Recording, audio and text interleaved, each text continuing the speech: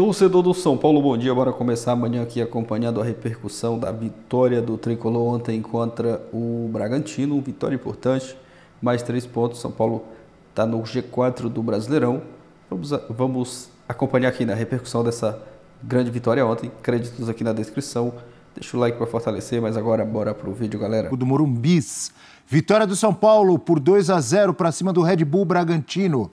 O Zubeldia, o argentino técnico do São Paulo, estava suspenso, não pôde comandar o time, foi comandado por um dos seus auxiliares, o equatoriano Carlos Grueso, que falou depois da vitória por 2-0.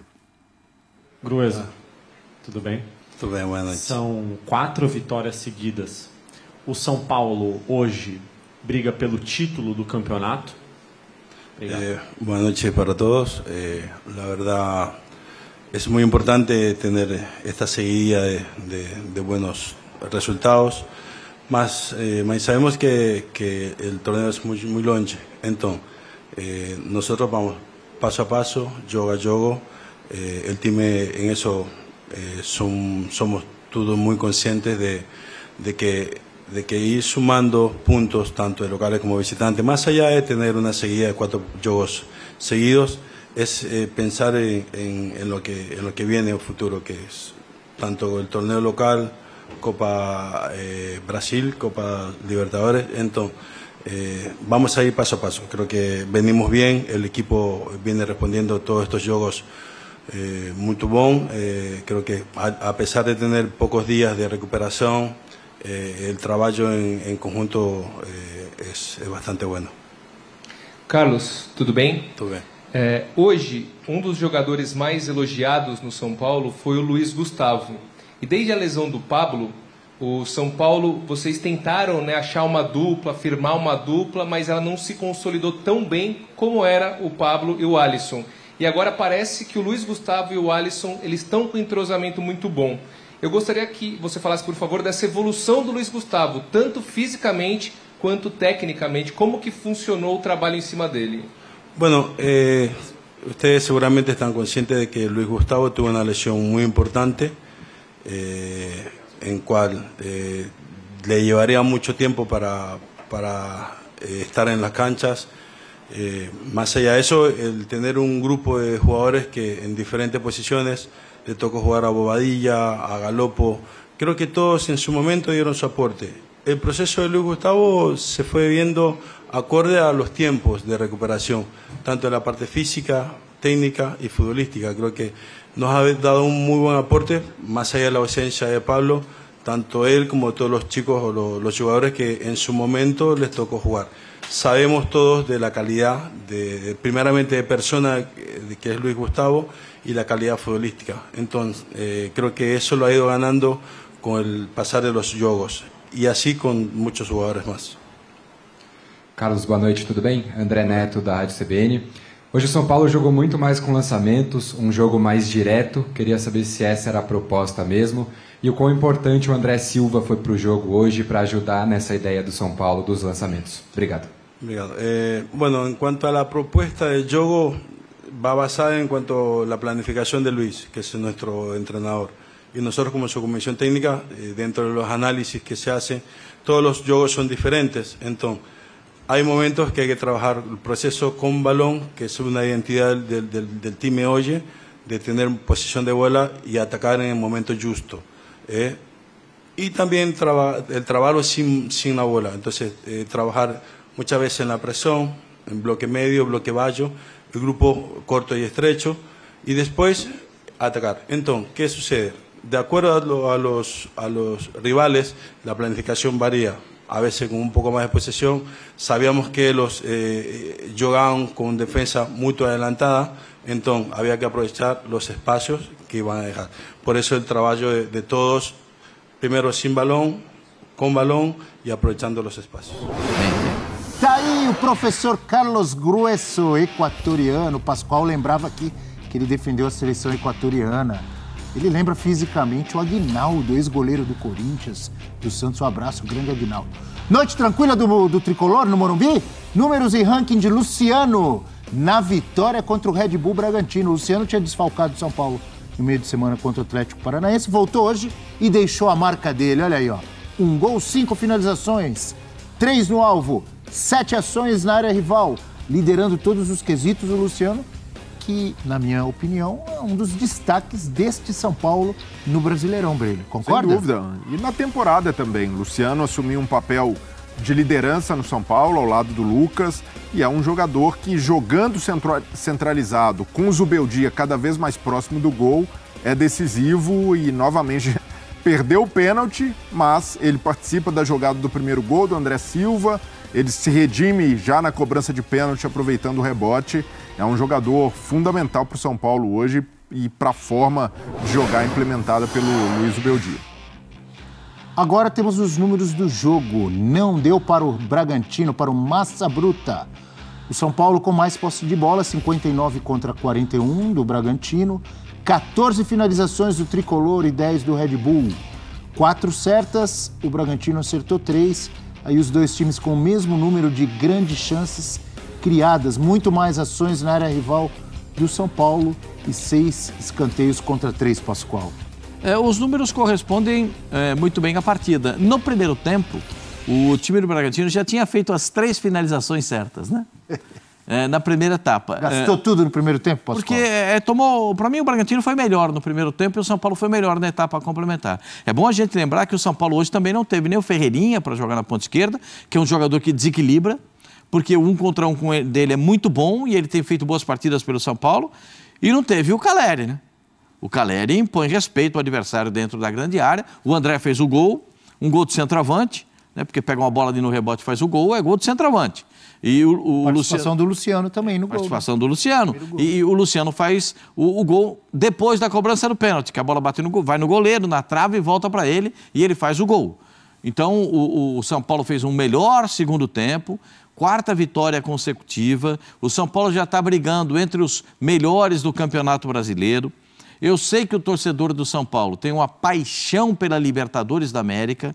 O sonho do São Paulo é ganhar a Libertadores novamente, mas não pode abrir mão do Campeonato Brasileiro. Eu não sei como é que vai ser o comportamento do São Paulo quando voltar a Copa do Brasil, Libertadores e Campeonato Brasileiro.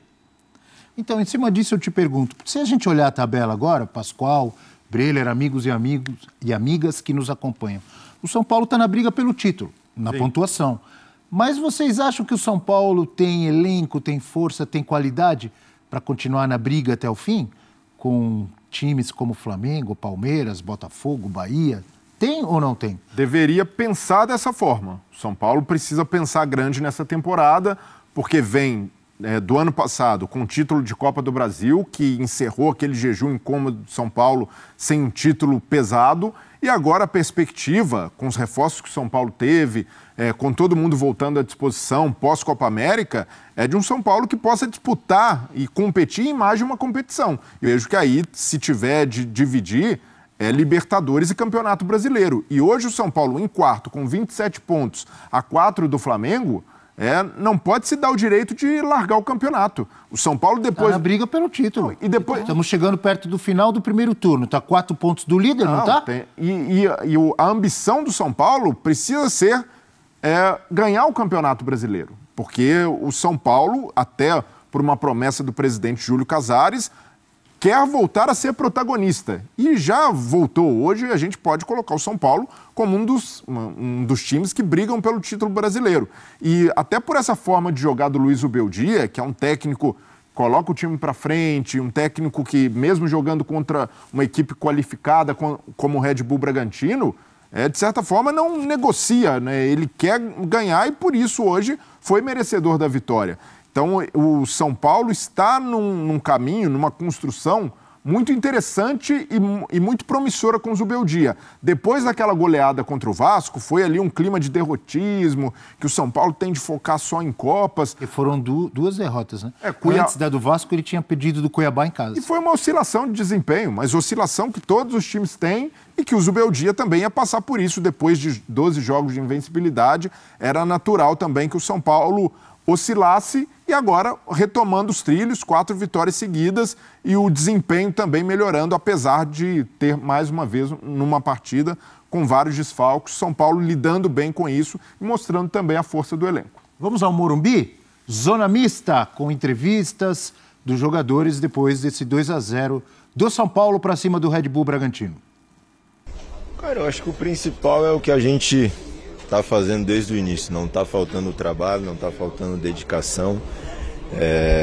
Isso a gente vai continuar fazendo, porque a gente tem ainda muitas coisas a melhorar e vamos continuar nesse objetivo. Esse é o nosso plano, tentar ser o mais perfeito possível defensivamente e ofensivamente e acreditar no nosso potencial. A gente sabe que a gente tem um grupo muito bom, mas a gente sabe que a gente precisa estar junto e todo mundo fazer o que tem que ser feito para a gente continuar somando pontos.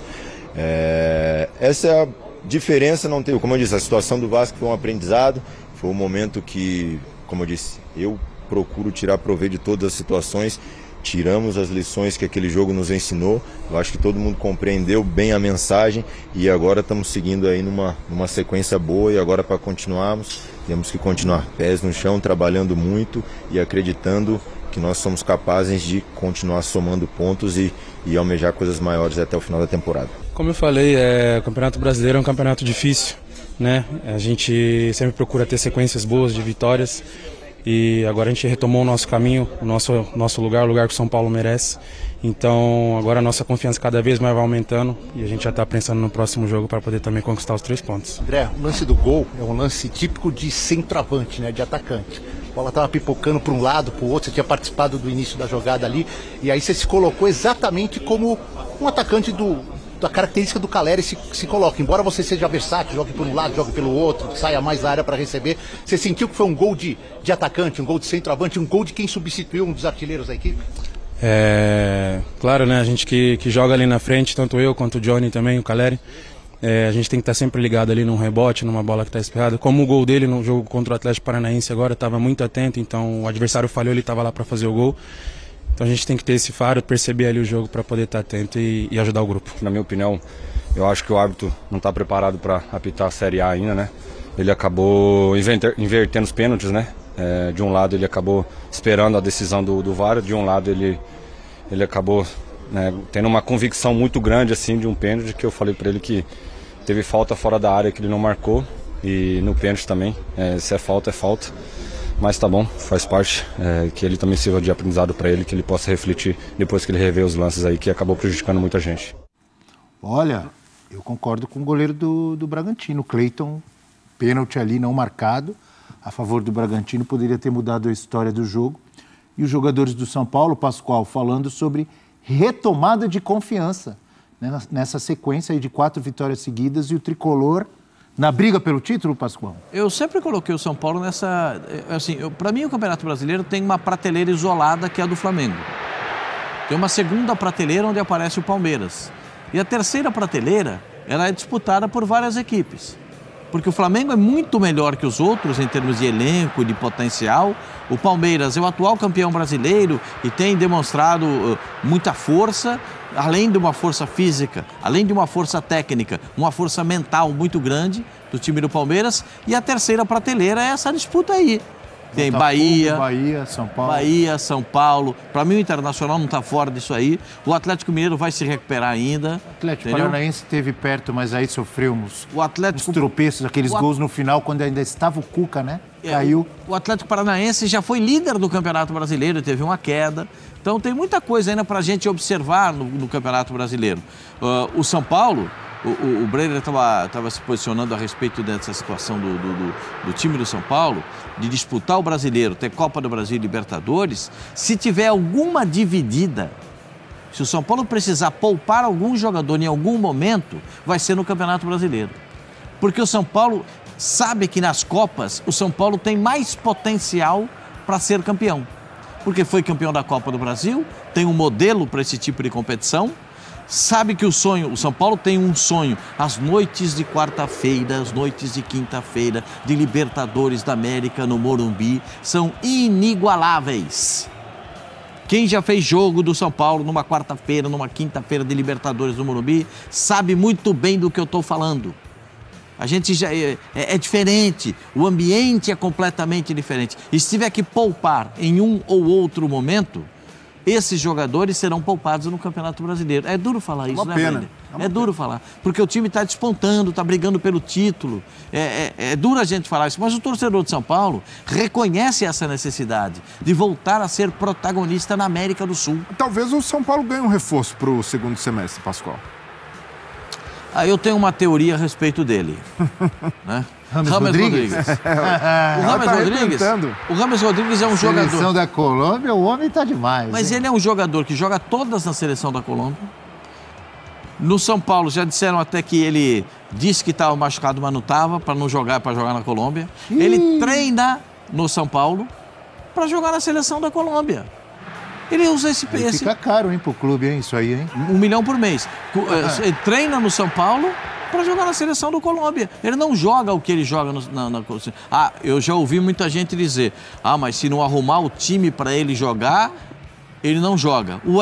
Contra o Brasil ele passou o tempo todo dando carrinho, tesoura voadora, rabo de arraia. Jogou mais bola que os volantes do Brasil, pô. Poxa vida. E hoje contra o Panamá ele foi protagonista, deu passe, chamando o jogo, 2 assistências. O que ele fez hoje foi um espetáculo. Marcou gol. O Rames hoje é o melhor jogador da Copa América. E por mais que a gente saiba que há uma diferença grande entre o Rames do São Paulo e o Rames da seleção colombiana, ele está vivendo uma fase na seleção colombiana que lembra ali 2014, o auge dele com a camisa da seleção colombiana. E o São Paulo, diante desse impasse, se vai sair, se vai ficar, precisa aproveitar e capitalizar de alguma maneira esse momento do Rames. Quando ele voltar da Copa América, Júlio Casares, Belmonte... Se voltar para ele. Porque o grande sonho do São Paulo é de que ele fique lá nos Estados Unidos. Alguma equipe norte-americana, dizem que algumas equipes da Europa, especialmente da Espanha, já manifestaram interesse, mas não mandaram proposta.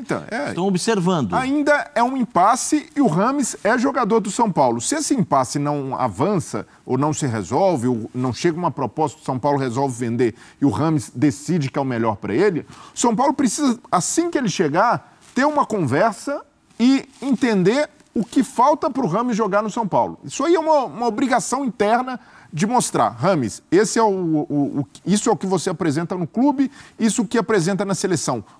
E uma conversa franca, se ele não for negociado, com a comissão técnica. Se ele continuar no São Paulo, o São Paulo não pode ficar pagando salário para um jogador desse nível e ele ficar encostado. Não, e aí... Você faz isso na Colômbia, você vai ter que fazer aqui, amigo. O Breiler, Abel, me permita dizer uma coisa.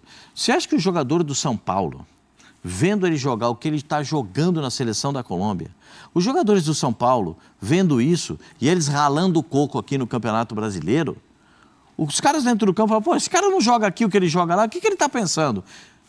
Isso passa pelo grupo também, Abel. Claro. Passa pelos jogadores. Esse cara joga tudo isso na seleção da Colômbia?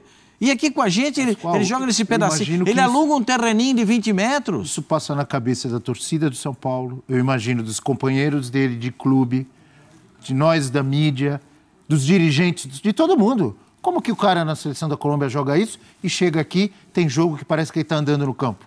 Não, algo errado aí. Entra desfilando. Ele não entra para jogar, ele entra para desfilar na equipe do São Paulo. Por isso a minha teoria, apenas minha teoria, hein?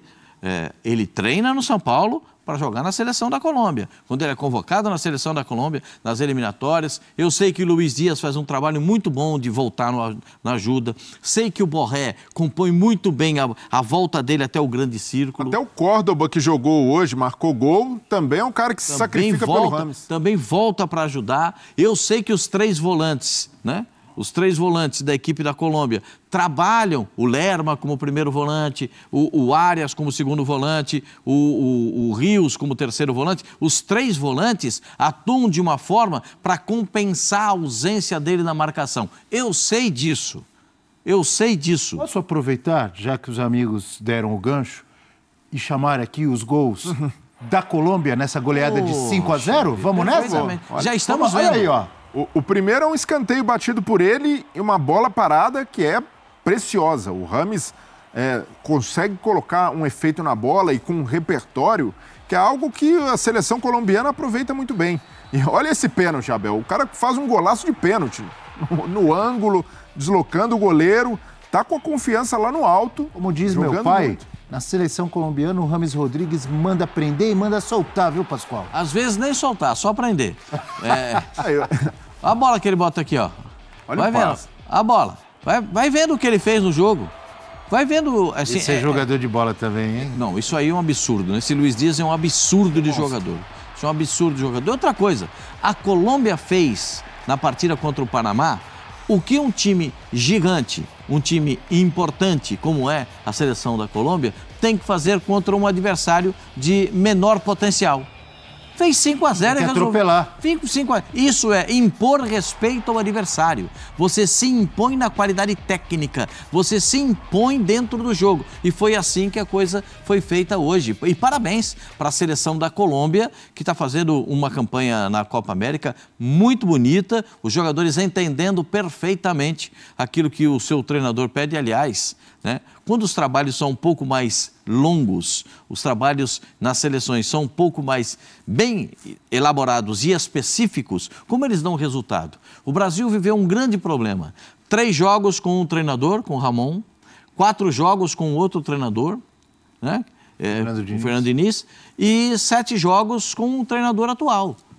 Então, é não tratar bem o produto, é não tratar bem a maior seleção do mundo, é não tratar bem, no mínimo, a CBF não tratou bem tudo isso que a gente pode ver do futebol brasileiro. Desculpa, Breno. Não, o Néstor Lourenço, Pascoal, tem feito um grande trabalho à frente da Colômbia e é um cara que a todo momento dá moral pro Rames. Entrevista dele, ele fala, o Rames é o meu camisa 10, se o time precisar correr por ele, vai correr.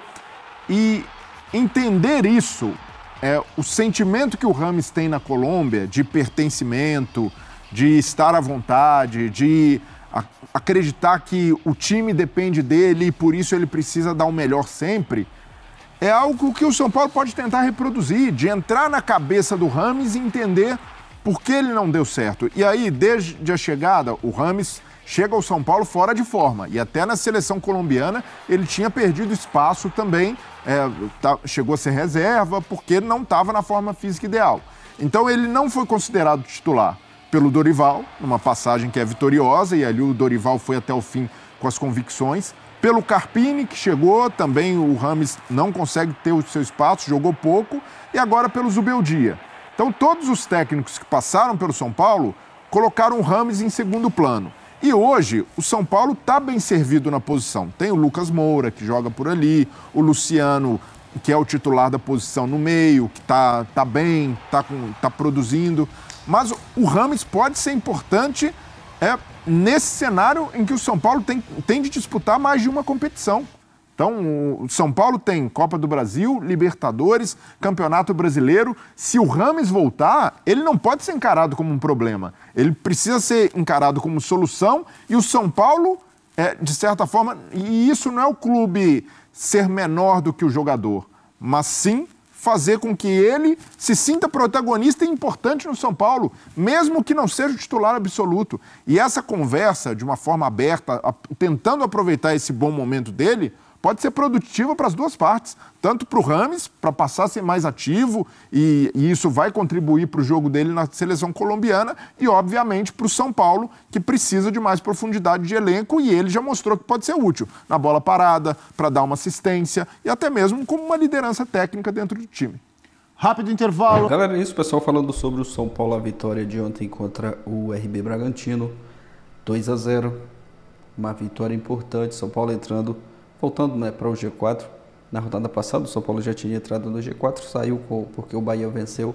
Aí vamos aguardar o restante da rodada hoje, dependendo dos resultados. O São Paulo pode se manter no G4 do Brasileiro, está ali a 4 pontos do líder Flamengo, fazendo uma bela campanha no Brasileirão, né? Já vem aí de 4 vitórias seguidas e a gente torce para que continue assim, né? Melhorando a cada jogo, a cada partida, o time melhore. Foi uma grande vitória. É engraçado, né, que o São Paulo ali contra o Vasco fez uma partida irreconhecível e contra adversários bem mais difíceis o time conseguiu resultados importantes e se recuperou, né, após aquelas 2 derrotas seguidas do Brasileiro. O time se recuperou contra o Vasco, contra o Cuiabá. O São Paulo se recuperou, já vem aí de 4 vitórias seguidas jogando um bom futebol. O primeiro tempo ontem foi um jogo um pouco mais abaixo, já o segundo tempo foi um bom futebol, né, apresentado pelo São Paulo, e o time conquistou esse resultado aí muito importante, e o São Paulo está mostrando, né, que vai sim brigar pelo título do brasileiro nessa temporada de 2024. O Zubeldia fazendo um belo trabalho, ontem mesmo não estando ali na beira do campo, mas assim mesmo o time foi bem, estava também desfalcado, o Caleri, o Ferreirinha, que não estavam jogando ontem, mas foi uma bela vitória, 3 pontos importantes, e a manter aí essa regularidade, né? Próximo jogo, uma partida difícil contra o Atlético Mineiro, jogando fora de casa. Vamos aguardar, né, a próxima rodada do Brasileirão. Deixa a sua opinião aqui abaixo, o que você achou do jogo ontem, comenta aqui, valeu e até a próxima, galera.